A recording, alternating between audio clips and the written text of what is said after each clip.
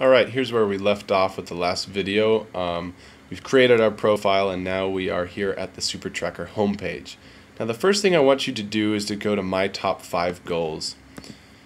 Here we're going to create the first 3 goals. The last 2 here, the ones that say food groups and nutrients, are not as important. They're optional at this point. First is weight management. Now I've already created goals for this account. So I can't click anything right now. I could go in and edit if I wanted to. But what you will do is click weight management and you'll be able to choose either maintain current weight or move towards a weight goal. So if you're happy with your weight, you don't want to lose or gain any weight, then you would just click maintain current weight and hit add, and then it would push the goal down to underneath the goals heading. If you want to change your weight, let's say that you're 165 pounds and you want to be 155 pounds. You want to lose 10 pounds, then you would just go ahead and enter that at your goal weight box right here and then click add, and again it will show up underneath the goals heading down here. Next is physical activity. Now I don't believe that you can change this at all. I'd like to be able to change it to 30 minutes per day. However, again, it just has 60 minutes per day and I don't know why. You're just going to go ahead and click add.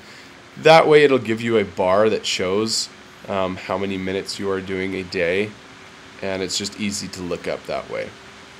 Next, calories. Make sure you click stay within my total calorie limit and then click add. These last 2 are in case later on when you are entering all your food and maybe for a couple weeks you find something that you're not getting enough of. For example, if you're not getting enough vegetables, you might go in here and click vegetables and add, and that will add to your goal to basically meet a food group target for vegetables. Same idea with a nutrient target. In this case, my example profile decided it wanted to be looking at dietary fiber a little more closely. Maybe he didn't get enough in his diet, so we'll go ahead and enter that. Again, they're optional, maybe something you want to consider after having entered in information for a week or 2 first. So these first 3 need to be added, and then we'll go back to the food tracker homepage, the SuperTracker homepage. Now we're going to show you how to use Food Tracker.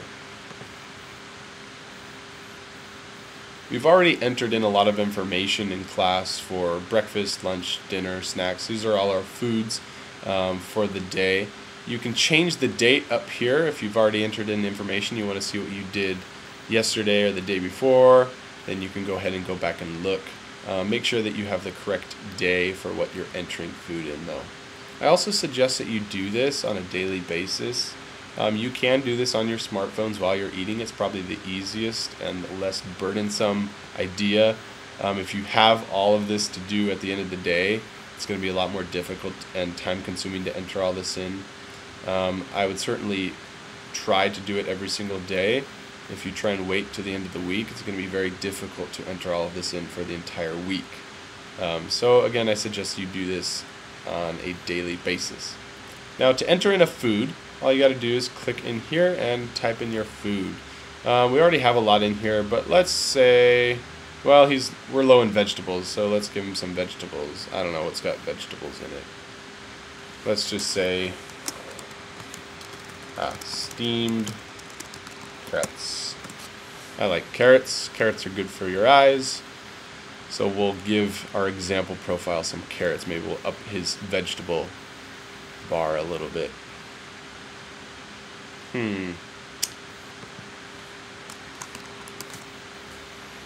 Probably doesn't like steamed carrots. That's much better. Now it's going to give us all these different options, and we're probably going to find steamed in here somewhere. So we've got carrots raw, carrots fresh cooked, canned. Probably just going to want to pick cooked. And we'll say with salt added and no fat added. Now this probably isn't a good idea because I'm already above on sodium. Adding more salt to my diet is probably going to make it even worse. But oh well. Next, you'll be able to choose an amount for the food that you chose. So let's say we've got a cup of sliced carrots. Yeah, that sounds about right. Let's put it into a meal. We'll say we ate it with our pizza for dinner. Go ahead and click dinner and hit add.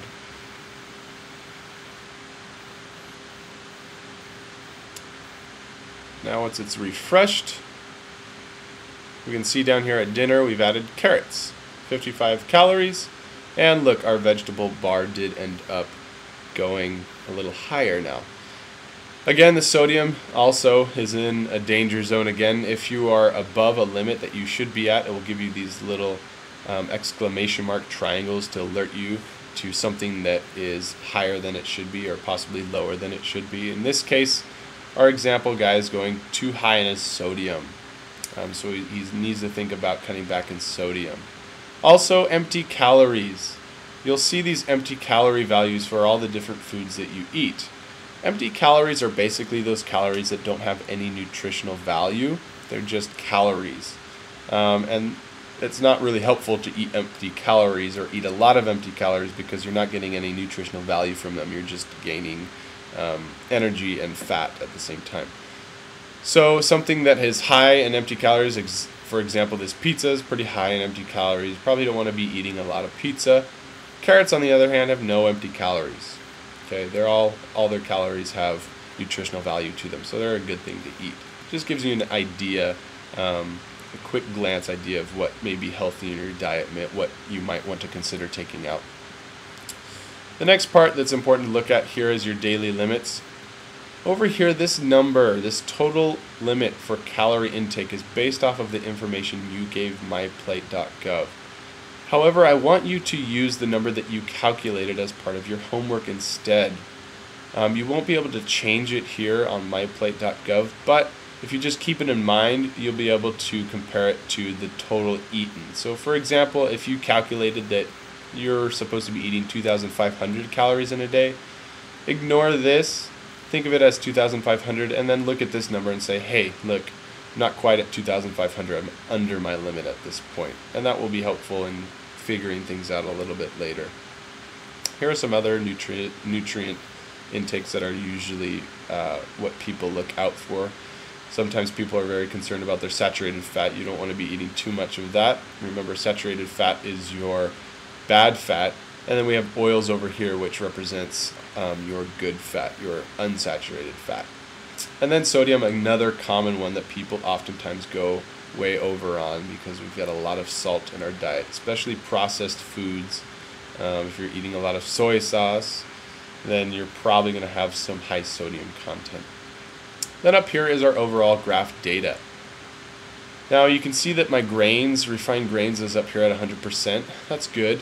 Vegetables is getting higher, fruit higher. Again, they're the lowest. We probably want to think about adding some vegetables or fruit to the diet. Dairy is pretty high. This one you actually might want to consider reducing a little bit. And protein is actually is in a pretty good level. It's important to know you do not need to reach 100% for all of your targets.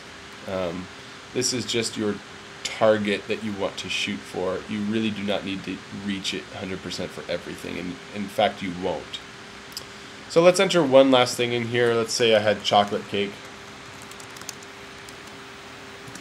for dinner, for dessert. By the way, I didn't have pizza for dinner. I made tom kha at home here, so don't come to school and say that I wasn't being a health teacher. Don't worry, I'm not eating 3 pieces of pizza and cake for dinner. But let's suppose and pretend that this example did, and devil's food cake, no icing. Are you kidding me? We all like icing. With icing from Mix, sounds good to me. Once that refreshes, we'll see it over here again. If this were a bowl of cereal, I would enter that in for breakfast if I ate it for breakfast, or for lunch if I ate it for lunch. Let's say this is for dinner, and the amount. 2-layer cake, 1 piece. 2-layer cake sounds good. Let's say I ate 2 pieces. Why not? Actually, you know what? 2.5. We all know that we go back and get that extra piece of cake later on in the night, right? Yeah. Go ahead and add that. And we'll see how many empty calories we end up getting. Now look at this. Our daily limits already in the red zone. This should tell you right away you probably shouldn't eat 2.5 slices of chocolate cake in one day. Not a good idea. But here it is down here in the bottom. Look at this, 736 empty calories for 967 calories. There's a lot of calories here that have no nutritional value whatsoever. This is purely a pleasure food. You're not getting much out of this. You'll notice none of this really changed other than the grains, because we had some flour in there from the cake. Also, again, empty calories is in the danger zone, and we have exceeded our total limit for calories by a decent amount. So the person who did this would probably look at this and say, hey, probably shouldn't have eaten that cake for dinner, and that was probably quite a bit of cake. I probably shouldn't have done that. But now this gives you an idea of how to use Food Tracker, and these up here are just sort of overall tables of data that you can use as a quick glance. In the next video, I'll show you how to use the activity tracker, so please go ahead and watch that one next if you need to know how to